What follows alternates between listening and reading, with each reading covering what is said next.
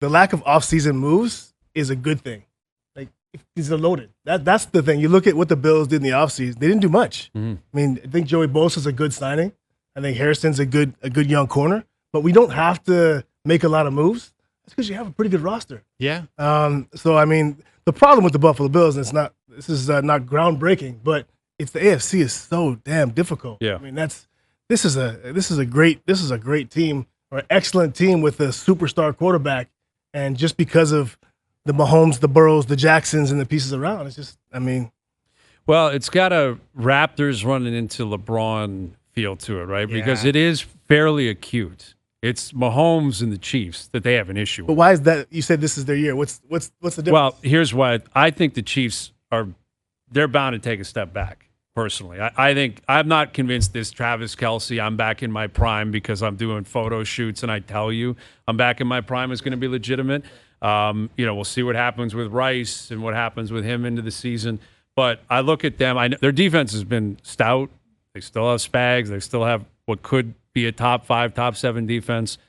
But they won so many one-score games last year. Yeah. I think they were 10-0 or 11-0 in one score. That's just it's not going to happen again. Yep. And that division, I think, is better. Denver was probably the biggest surprise in the league last year, or close to it. I think that continues. I think the Chargers, I worry about they just lost their tackle for a season. That's going to be troubling. That's really, really big. But I think the Chargers are going to be pretty good. I think Pete Carroll in Vegas probably better than they were in the past.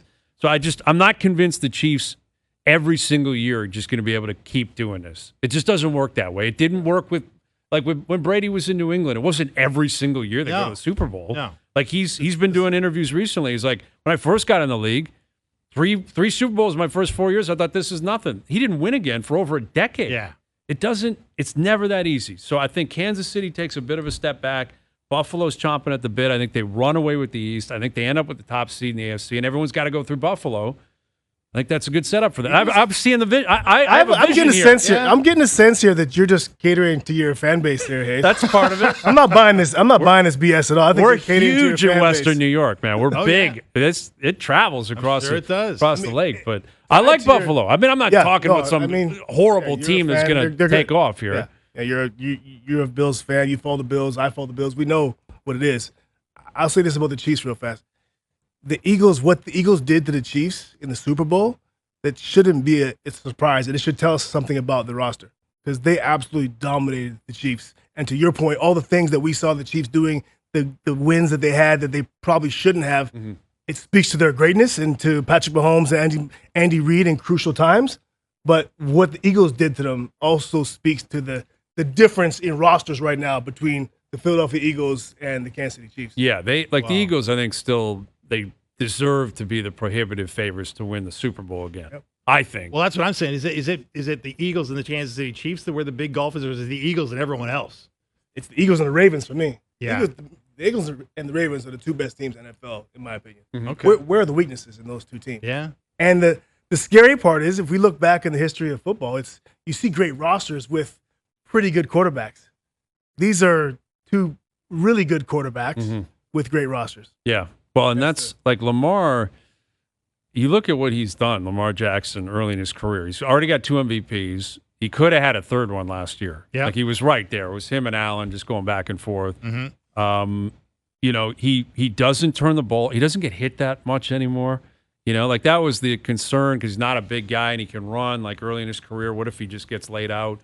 He doesn't allow himself to get hit. Very true. So, yeah.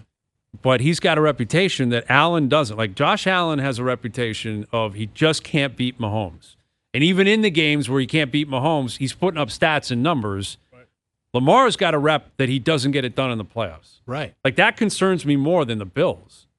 Right? Like, how do you marry the two, where I hear what you're saying, like, the Ravens are stacked, but how do you have faith that Jackson is going to get it done in the biggest games? Because he's got to go through the same quarterbacks, the Allens and the Mahomes and Burrows and other guys like that. Do any of us buy the fact that Lamar Jackson's playoff struggles are somehow, Lamar Jackson is not clutch? Lamar Jackson shrinks in the biggest moments? I'm not buying it. Do you buy that? I mean, he hasn't been transcendent in big games. But it's to me, I asked the question because I think it's circumstantial. Okay. I don't think it's because Lamar Jackson doesn't have a clutch gene in him.